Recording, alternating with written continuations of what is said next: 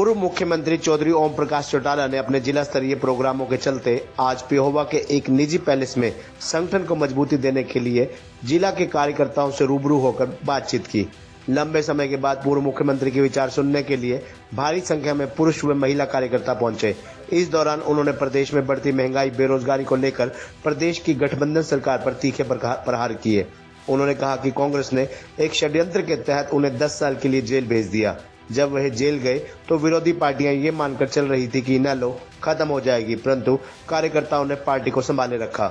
मुझे 3206 लोगों को रोजगार देने पर 10 साल की सजा काटनी पड़ी थी, लेकिन इस बार सरकार बनने पर हर बेरोजगार को रोजगार उपलब्ध करवाया जाएगा, चाहे इसके लिए मुझे फांसी की सजा हो जाए। उन्होंने कहा कि जिस दिन भी ऐलनाबाद का उपचुनाव होगा उस दिन सरकार की लोकप्रियता सबके सामने आ जाएगी, क्योंकि इस सीट पर इनेलो के उम्मीदवार की भारी मतों से जीत होगी, जिससे ये डरी हुई सरकार ऐलनाबाद सीट पर चुनाव को टाल रही है। ऐलनाबाद के उपचुनाव के बाद भाजपा जजपा गठबंधन सरकार टूट जाएगी और प्रदेश में मध्यावधि चुनाव होंगे। उन्होंने कहा कि ताऊ देवीलाल के सपनों को पूरा करने के लिए वे संघर्ष कर रहे हैं। जिस इनेलो रूपी पौधे को पार्टी के वर्करों ने अपने खून से सींचा और जब वह पौधा फल देने लगा तो कुछ स्वार्थी लोग उसके फल लूट कर ले गए। उन्होंने कहा कि भाजपा राज में भ्रष्टाचार चरम पर है और सरकार जनता को सरेआम लूट रही है। उन्होंने कार्यकर्ताओं से आह्वान किया कि ज्यादा से ज्यादा संख्या में पार्टी से लोगों को जोड़कर उनका मान सम्मान किया जाए। इनेलो सुप्रीमो ने पार्टी कार्यकर्ताओं से जींद रैली में बढ़ चढ़कर भागीदारी कर रैली को सफल बनाने का आह्वान किया।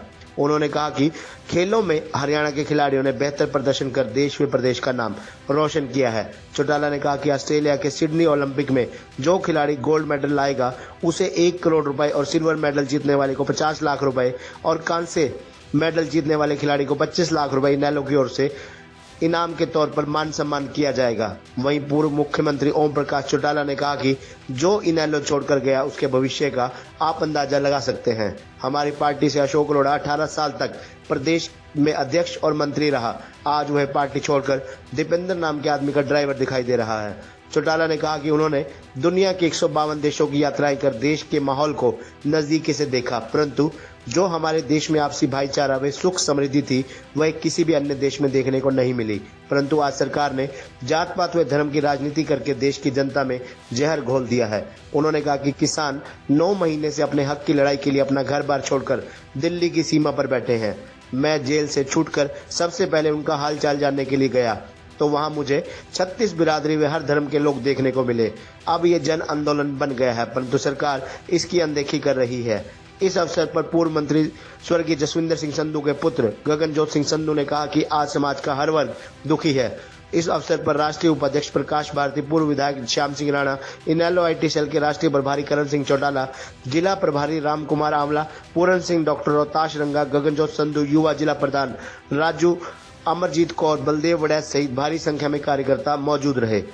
अब पुनः हमें उस पौधे को जीवित करना है और उसको नए सिरे से मजबूती प्रदान करें ताकि समूचे राष्ट्र के लोग उसके फलों का आहार कर सकें और राष्ट्र का भविष्य उज्जवल बना सकें। इसके लिए आप सभी विरोधी पक्ष के लोगों से भी संपर्क स्थापित करें। वो लोग आपके साथ जुड़ना चाहते हैं, उन्हें प्यार से जोड़ने का काम करें और उन्हें ये आश्वासन दें कि उन्हें सम्मानजनक पदों पर बिठाया जाएगा, उनको सम्मान प्रदान किया जाएगा, उनको इज्जत दी जाएगी। ये नहीं कि हमारी पार्टी को छोड़ करके जो लोग गए थे आज उनकी हालत बहुत खराब। मैं किसी व्यक्ति विशेष का जिक्र करूंगा, लंबा समय लग जाएगा, लेकिन हमारी पार्टी के 18 वर्ष तक श्री अशोक अरोड़ा जी अध्यक्ष रहे। हमने हर किस्म का उनको सम्मान देने का काम किया और आज उनकी हालत ये है कि वो कांग्रेस पार्टी में दीपेंद्र हुड्डा नाम के व्यक्ति की गाड़ी की ड्राइविंग करते हैं। ये ऐसे तो एक साजिश और षड्यंत्र के तहत मुझे 10 साल के लिए जेल भिजवाने का काम किया।